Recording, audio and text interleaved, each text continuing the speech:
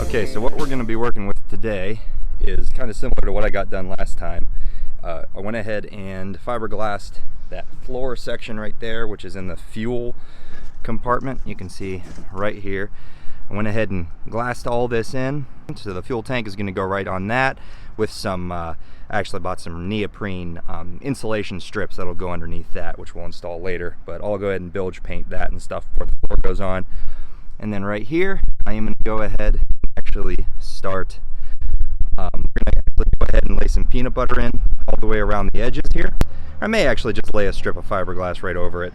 This I don't think is super crucial for tabbing. I think a single strip of fiberglass right over it should be sufficient. I'll vacuum it out and then go ahead and wipe it all down with some acetone. It's unplugged. Stealing power from the chicken coop heat lamp, which we unplugged during the day, so plug that back in. Now we're good to go.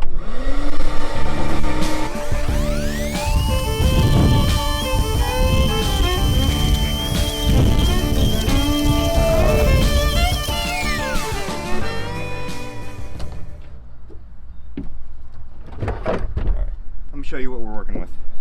So this was that board that was laying in the bottom of it. What this is the ski locker, so it's going to have a big opening right here with a teak cover, kind of like a wooden grate that allows water to actually go down into it. And anyway, this is going to be the floor of the ski locker. I am going to drill a hole in the back end, which I marked right there. And so essentially what we're working with is you got a piece of ribbon going down the keel of the boat there. It's got a piece of wood in it. And most of that's in pretty good shape, so I left it. And then, so this piece of flooring is just going to lay right on top of that. And like I said, we're just going to go ahead and glass it into place. So I'm going to get started cleaning up that piece of wood.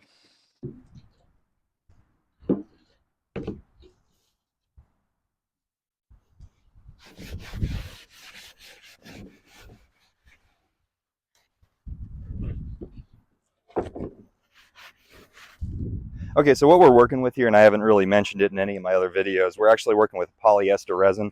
The reason I went with polyester resin instead of an epoxy resin is because it is way, way cheaper. On average, I found it's like half the price of an epoxy resin for the same amount.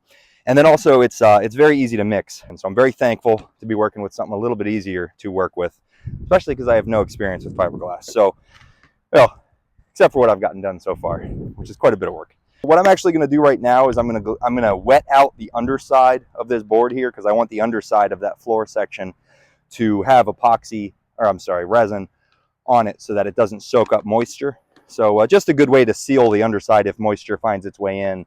And because I am putting a drain hole in the back end, there will be moisture, hopefully not in contact with the bottom of this board, but it will be in the same environment as moisture that'll be falling through the ski locker, through the hole, and out through the keel all the way to the back of the boat. This isn't going to take a whole lot. I think just to wet out this section, I'm just going to pour about 8 ounces. And then the math is a little bit tough. Every time I come out here and remix, I have to like rethink through the ratios when I start doing half batches, quarter batches. So bear with me. I'm just going to go ahead and get this all mixed up. Just follow the directions on the jug. It'll get you exactly where you need to be. But we're going to go ahead and just kind of lay it on there. Now, I could have thinned it. You certainly can thin it. This may be a mistake. I may actually want to get something on that surface because I do not want this falling down onto there. Let's see. Yeah, let's do something here. Perfect. All right, now I can drip and dribble all at once. What was I saying? You could absolutely thin this out, which would be a really good idea. Because what it's going to do then is it'll soak up into the wood a little bit better. But the thing is, this wood is so dry at this point. I've had it for quite a while, sitting and drying out. And then also I have found that it does seem to soak it up pretty well. So, but I'll just go ahead and keep laying this on here and just keep going back and forth until it's, you know, not soaking up any more resin. All right, so this is what I'm using for the majority of the boat. I use a little bit of chop strand mat in certain applications, but for the most part, anything structural, I'm going to be using this 1708 because it wraps around corners pretty well. You can't do 90 degrees. But if you've got curves and things that you're trying to form around, this 1708 is kind of your best bet. It works really, really well. And then you want to make sure you keep a nice sharp utility knife for this, and this will dull a knife extremely quickly. So to my my knife guys and knife girls out there, make sure you're not using a pocket knife, because this will destroy your pocket knife. It will dull it so quick, and I don't care what kind of material it is, M390, S30V, S45VN, it doesn't matter. It's not going to hold up to this stuff. And there we go, nice clean cut. And I'm going to go ahead and cut another one because I got to section two pieces together on this. Okay, so what we're going to do now is we're actually going to mix up what I talked about in my previous videos. It's called peanut butter. So it is epoxy mixed up to the same ratio. Basically what you want to do is you mix in the epoxy, mix in your hardener, mix in this, this is chopped fibers. They're just loose fiberglass chopped strands. And you pour in, you really don't need much, maybe 1/8 of a cup or so for, I'm going to be making about 16 ounces because that's all you can easily mix up in a small quart like this. We'll do 16 ounces. But you saw how much I used there. I don't know if you can really see that. It's not very much. Now this gets really, really messy. I'm actually not even going to use the camera when I mix this in. You do have to use a fair amount of this, and I'll show you once I get it mixed. I'll show you the consistency it should be at. But this becomes messy. I don't want to get everything all dirty, so maybe put the camera away. So that's about the consistency that you want. Basically like a peanut butter, why you call it peanut butter. Just nice and thick. And then I'll kind of show you how this works. So we'll go ahead and go in the boat. I kind of already made a mistake. I should have wet this out with some resin. Unfortunately, we're kind of at the point of no return. This is already mixed up, so it's not going to last any longer. So I'm going to go ahead and just lay it in. Kind of bummed about that, but it's okay. And you can see it's working pretty good here. Not perfect, but it gets the job done. And then ideally what you want to do, and we'll see, I'm hoping I can get that done. Hoping I can do this here, but what you want to do is you want to lay it in and then have your fiberglass mat ready to go, and just quickly mix up your fiberglass resin, just regular unthickened resin. And then while this kind of fillet or this peanut butter is still wet, you can actually go ahead and then lay on your fiberglass mat. And what that keeps you from having to do is come back after this is dried and basically sand it down. We're gonna now finally get started laying in some glass so that peanut butter is in there. It's not perfect, it started setting up a little bit, so I think it's going to be pretty good. All right, just go ahead and do one of those things. So let's go ahead and lay this in. So what I did was I cut it wide, and I'm also going to pull it back so that back edge of the material is going to wrap up onto the wall of this. You'll see what I'm talking about with the edges here, because I'm doing the same thing there. You want kind of the same method that I used when I laid in the stringers. You want the fiberglass to wrap up the edge here. You don't want the corner to meet it right here. And the reason I'm doing it this way is it's just going to add a lot of strength to everything. So kind of every piece of fiberglass that I'm laying into this boat, it's going to add to the structure and the strength of the boat. I'm just going to pour that in there. And there is no such thing as using too much resin, at least not really. This glass mat is going to soak all this resin right up. A crazy amount, more than you'd expect. And it's going to do it pretty quick too. You may find that the more you go over a spot, the more it's wanting to kind of lift off, and you mess up and you're lifting fibers. And sometimes you have to just get to a point where you have to be okay with just letting it go and just saying, okay, you know, I'm done working that spot. Maybe come back to it once later. But if it looks pretty good, you may have to just leave it alone. Because sometimes the more you work an area, the more it kind of wants to lift up on you. And sometimes if that's the case, that means that it hasn't been fully saturated. So just, you know, really drench it in some more resin, and that may solve the problem. That piece is laid in nice. That looks really good. What I'm going to do is I'm going to go ahead and mix up some more. We're going to lay that front section in. So we're going to pull this up this far. What do we got? Yeah, that's perfect. So that's a really nice overlap. And we're going to get this up kind of far.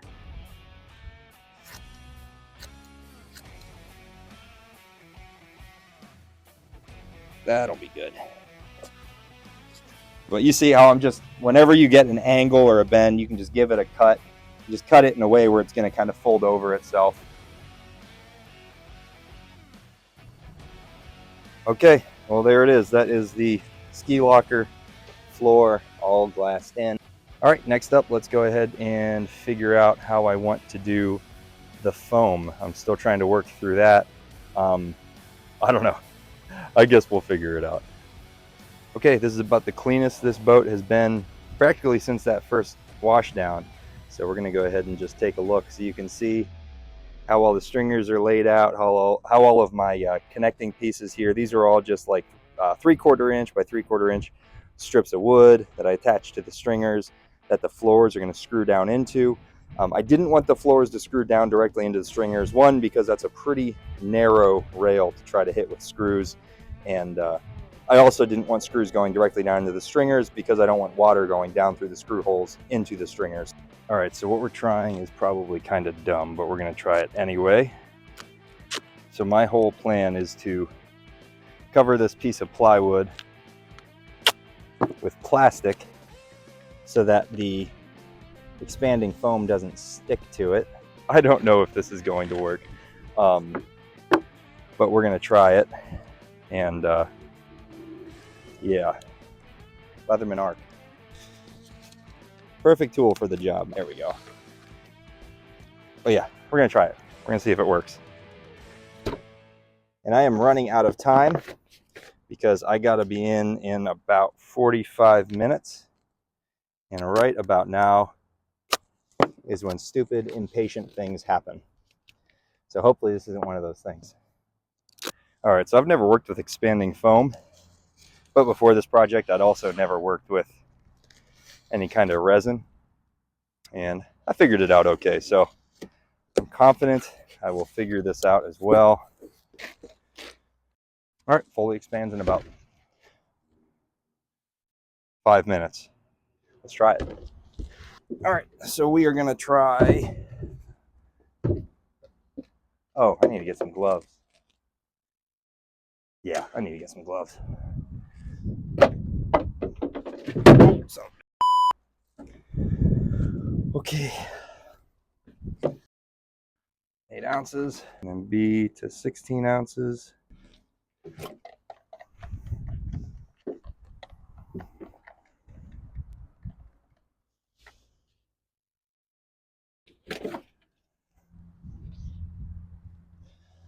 All right. Oops. Don't do that. I don't think that's going to be enough, but I guess we'll find out. So I think what I'm going to do is, well, my original plan was to put like a cinder block on this, but I think I'll work just fine. So that small amount that I mixed up, which ended up only being about 16 ounces in total, wasn't even enough to do half of the compartment. That's about this size. So I ended up actually just mixing up 32 ounces on top of that, pouring the rest of that in there, and then also a little bit along the side. So once that fully expands, I'll kind of show you what it looks like. Okay, so that's what it looks like. I think this is going to work just fine. It's wanting to stick to the plastic a little bit, but it's not too bad.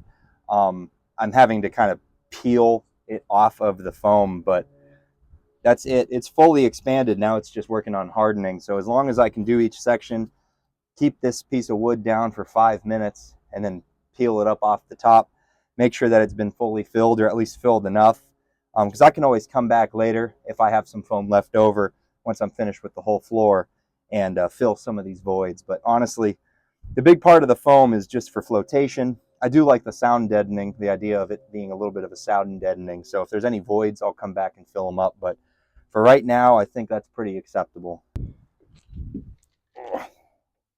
Okay, so I'm getting worn out. I'm about done for today. I'm going to pretty much call it quits with this. I will get some extra foam and fill some of these voids. I'm seeing that I'm almost done with these 2 gallons and I'm about halfway done with the floor. I do want to make sure this boat's got as much flotation as possible. If the terrible event happens where this thing starts to take on serious water, I do want to know that my family's going to be safe. Obviously, that's total worst case scenario. I don't even want to think about that happening, but that's how my mind works. I just want to be prepared for the worst. But I'll just take a second and explain to you why I decided to do this method.